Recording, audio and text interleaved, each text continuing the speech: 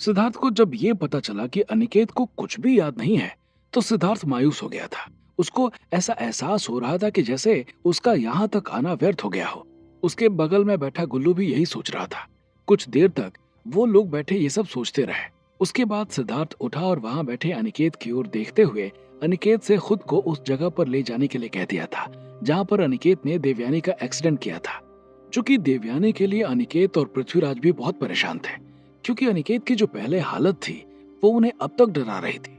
इसलिए सिद्धार्थ ने जैसे ही उन्हें खुद को वहां ले चलने को कहा कि वो लोग तुरंत मान गए थे। और उसके बाद सिद्धार्थ, अनिकेत, पृथ्वीराज, कार्तिक और गुल्लू गाड़ी में बैठकर वहां से उस जगह की ओर निकल गए थे जहां पर अनिकेत ने देवयानी का एक्सीडेंट किया था और उसके बाद देवयानी को ले जाकर पार्वती नदी में फेंका था। सिद्धार्थ ने जैसे ही सीहोर का मेन मार्केट पार किया कि वहां खड़ी एक लड़की ने, जिसने अपने मुंह पर मास्क लगाया हुआ था, अचानक से उसने अपने हाथ में मौजूद बैग को नीचे फेंक दिया था और उसके पीछे दौड़ने लगी थी। सिद्धार्थ, सिद्धार्थ! वो लड़की बार बार सिद्धार्थ को आवाज दिए जा रही थी, लेकिन सिद्धार्थ उसकी आवाज सुन नहीं पा रहा था। हालांकि सिद्धार्थ ने अपनी कार का शीशा खोला हुआ था और उसके साथ साथ उसने अपना सिर भी हल्का सा बाहर किया हुआ था, लेकिन उसके बावजूद वो उस लड़की की आवाज नहीं सुन पाया था। इसके दो कारण थे। पहला ये कि सिद्धार्थ जिस गाड़ी में बैठा था उसकी रफ्तार तेज थी, और दूसरा, ट्रैफिक के शोर के आगे उस लड़की की आवाज दब कर रह गई थी। सिद्धार्थ की गाड़ी के पीछे दौड़ रही उस लड़की ने जब ये देखा कि सिद्धार्थ उसके हाथ से निकल गया है, तो वो रुक गई और हांफने लगी थी। उसकी आंखों से आंसू निकल आए थे। उसने अपना मास्क उतार दिया था और सीधी खड़ी होकर वहां से जा रही सिद्धार्थ की गाड़ी को देखने लगी थी। वो लड़की और कोई नहीं बल्कि सिद्धार्थ की क्लासमेट, उसकी पहली क्रश और कॉलेज में हर कदम पर सिद्धार्थ की मदद करने वाली लड़की टिया अरोरा थी। आज से करीब 10 दिन पहले जब रणधीर और टिया रणधीर के पापा रणवीर प्रताप के चंगुल से बचकर निकले, तो वो वहां से भागते हुए मध्य प्रदेश के सीहोर जिले में पहुंच गए थे। सीहोर जिले में पहुंचने के बाद रणधीर ने अपने पापा के बिजनेस में इन्वेस्ट करने वाले जतिन प्रसाद के घर में शरण ले ली थी, जो होम मिनिस्टर योगेंद्र सिंह के खौफ के कारण ईटानगर छोड़कर यहाँ भाग आया था। जतिन के यहाँ पहुंचने के बाद टिया और रणधीर उसके यहाँ ही रह रहे थे। चूंकि उनके साथ शक्तिमौली भी था और जतिन को भी ये यकीन हो गया था कि सिद्धार्थ के पास कुछ अलौकिक शक्तियां हैं, तो जब रणधीर ने उससे शक्तिमौली से जुड़े हुए राज शेयर करते हुए उस सपने के बारे में बताया था, जो उसे तब आया था जब उसने शक्तिमौली के गले में मौजूद लॉकेट को छुआ था, तो जतिन को तुरंत उसकी बात पर विश्वास हो गया था और उसी के बाद से रणधीर और टिया जतिन के यहाँ ही रह रहे थे। आज सुबह जब सिद्धार्थ सीहोर पहुंचा, तो टिया भी किसी काम से सीहोर के मेन सिटी में आई थी। अब ये टिया की खुशकिस्मती थी या फिर कोई इत्तेफाक कि जब सिद्धार्थ पृथ्वीराज सिंह जहां रुके हुए थे उस जगह से उस जगह पर जाने के लिए निकला जहां पर देवयानी का एक्सीडेंट हुआ था, तो सिद्धार्थ ने अपनी गाड़ी का शीशा खोल लिया था क्योंकि उसको वॉमिटिंग हो रही थी। लेकिन जैसे ही सिद्धार्थ ने गाड़ी का शीशा खोला कि वहां पर एक दुकान पर खड़ी टिया अरोरा की नजर उसके ऊपर पड़ गई थी। लेकिन टिया अरोरा की किस्मत शायद आज उसके साथ नहीं थी, इसलिए जब तक वो सिद्धार्थ को आवाज देती कि सिद्धार्थ वहां से जा चुका था। सिद्धार्थ को वहां से जाता देखकर टिया की आंखों में आंसू आ गए थे। आखिर क्या करना चाहते हैं भगवान आप मेरे और उस बेचारे रणधीर के साथ? आखिर हमारी गलती क्या है? क्यों नहीं मिलाया आपने मुझे सिद्धार्थ से? इतना कहते हुए टिया ने आसमान की तरफ देखा और उसकी आंखों में जो आंसू भरे हुए थे वो लुढ़कते हुए उसके गालों तक चले आए थे। इधर टिया सिद्धार्थ से ना मिल पाने की वजह से रो रही थी और उधर सिद्धार्थ अनिकेत और बाकी लोगों के साथ उस स्पॉट पर पहुंच चुका था जहां पर देवयानी आकर अनिकेत की गाड़ी से टकराई थी। सब लोग अपनी अपनी गाड़ी से उतर गए थे और एक्सीडेंट स्पॉट के आसपास देखने लगे थे कि शायद उन्हें कुछ ऐसी चीज मिल जाए जिसकी मदद से वो देवयानी को ट्रैक कर सके। लेकिन उन्हें अभी तक ऐसा कुछ भी नहीं दिखाई पड़ा था।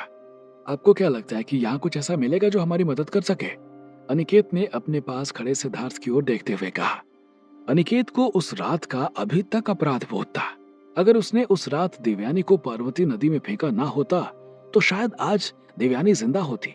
क्योंकि भले ही अनिकेत ने सबसे ये कह दिया था कि वो मर गई थी, लेकिन असलियत उसे भी मालूम थी कि देवयानी मरी नहीं थी बल्कि जिंदा थी। खोजना हमारा कर्तव्य है। किस्मत अच्छी होगी तो कोई ना कोई सुराग मिल जाएगा। सिद्धार्थ ने अनिकेत को बिना देखे जवाब दिया और उसके बाद फिर से वहां लगे पेड़ों के आसपास कुछ ढूंढने लगा था।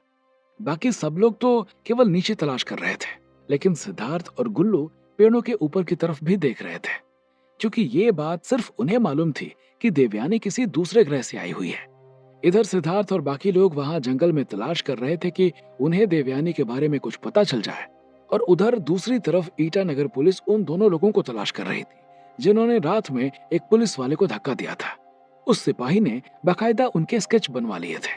वो बात अलग थी कि वो स्केच अमन और रोहन से बिल्कुल मैच नहीं खा रहे थे। और इधर तीसरी तरफ युवराज, रुद्रदेव, शांति देवी, रॉकी और शैंकी तेजी से जयपुर की तरफ बढ़ रहे थे। ये तीन घटनाएं एक साथ हो रही थी जिनका आपस में बहुत घनिष्ठ संबंध था। लेकिन इन तीन घटनाओं के अलावा एक घटना और घट रही थी जिसका भी सीधा संबंध सिद्धार्थ के साथ था।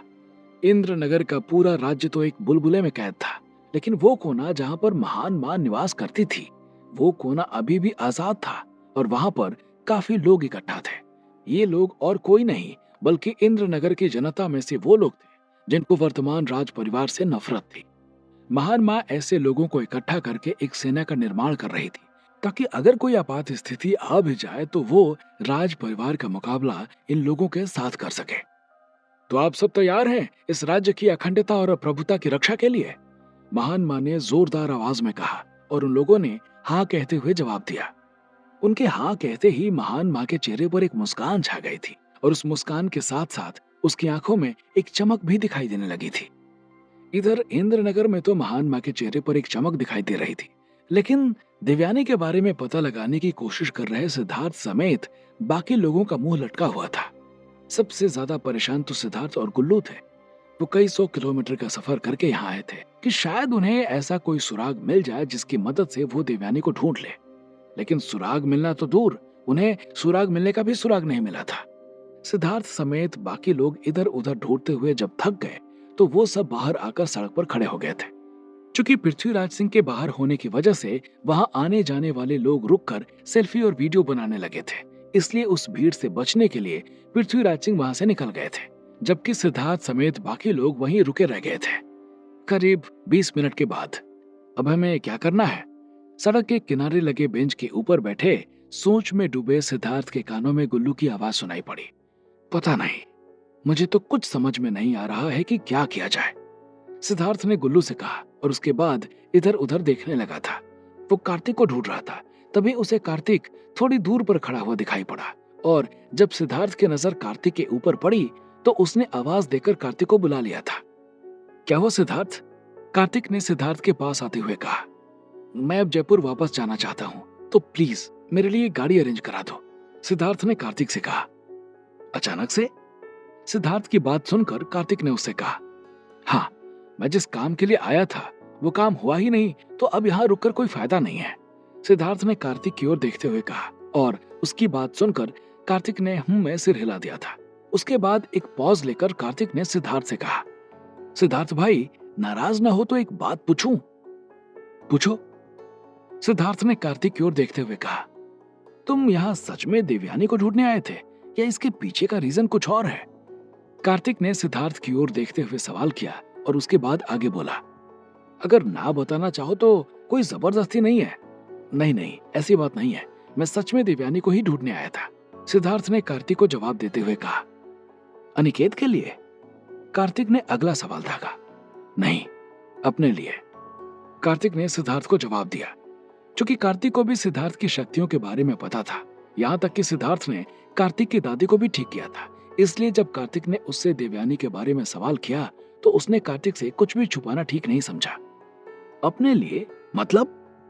कार्तिक ने थोड़ा चौंकते हुए कहा और उसके बाद सिद्धार्थ ने कार्तिक को उस रात जो हुआ था उसे संक्षेप में सुना दिया था। और जब कार्तिक ने ये बात सुनी तो उसका चेहरा आश्चर्य से भर उठा था। ऐसा हो सकता है? कार्तिक ने चौंकते हुए सवाल किया।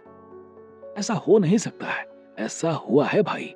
मुझे ये ताकत पृथ्वी पर रहने के लिए नहीं बल्कि इंद्रनगर को बचाने के लिए मिली है, सिद्धार्थ ने कार्तिक की ओर देखते हुए कहा।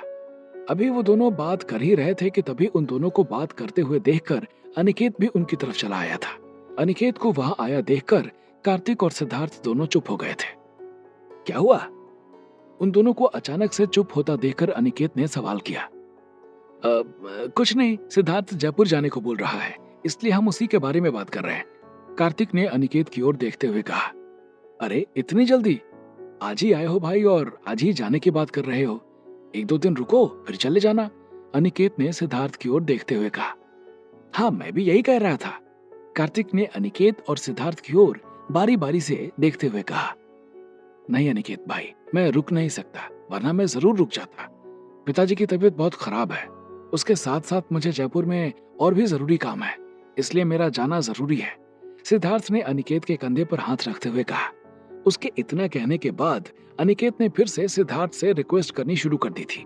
वो सच में सिद्धार्थ के साथ टाइम स्पेंड करना चाह रहा था, इसलिए वो सिद्धार्थ से रुकने की रिक्वेस्ट कर रहा था। लेकिन सिद्धार्थ का मन वहां पर बिल्कुल भी रुकने का नहीं हो रहा था, इसलिए सिद्धार्थ उसे बार बार मना कर रहा था। अजीब हो यार सिद्धार्थ, तुम भी। कोई तुम्हें इतना सम्मान दे रहा है, तुमसे रुकने के लिए इतनी रिक्वेस्ट कर रहा है, और तुम रुकने की बजाय एटीट्यूड दिखा रहे हो। सिद्धार्थ के कानों में गुल्लू की आवाज सुनाई पड़ी, और गुल्लू की आवाज सुनकर सिद्धार्थ उसको आंखें तरेर कर देखने लगा था।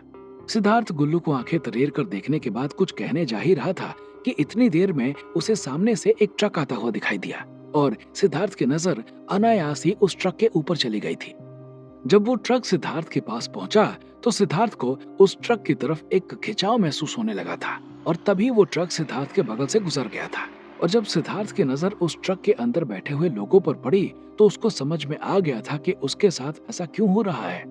सिद्धार्थ को उस ट्रक में वही लड़कियां बैठी हुई दिखाई पड़ रही थी जिन्हें सिद्धार्थ ने रात में ढाबे पर देखा था। ऐसा क्यों हो रहा है मेरे साथ? आखिर मेरा इन लड़कियों से क्या वास्ता है? सिद्धार्थ ने अपने आप से कहा, और कुछ देर तक वहीं खड़े रहने के बाद उसने उस ट्रक के पीछे जाने का निर्णय ले लिया था। आखिर क्यों महसूस हो रहा है सिद्धार्थ को उन लड़कियों के प्रति खिंचाव? क्या उनमें से कोई लड़की जुड़ी हुई है सिद्धार्थ के साथ, या फिर इसके पीछे की वजह है कुछ और? उसके पीछे जाने का निर्णय लेकर सिद्धार्थ ने गलत किया है या सही? क्या होंगे इन सभी सवालों के जवाब? हमें कमेंट करके जरूर बताएं, और आगे की कहानी जानने के लिए सुनते रहिए भूमिपुत्र सिर्फ पॉकेट एफएम पर।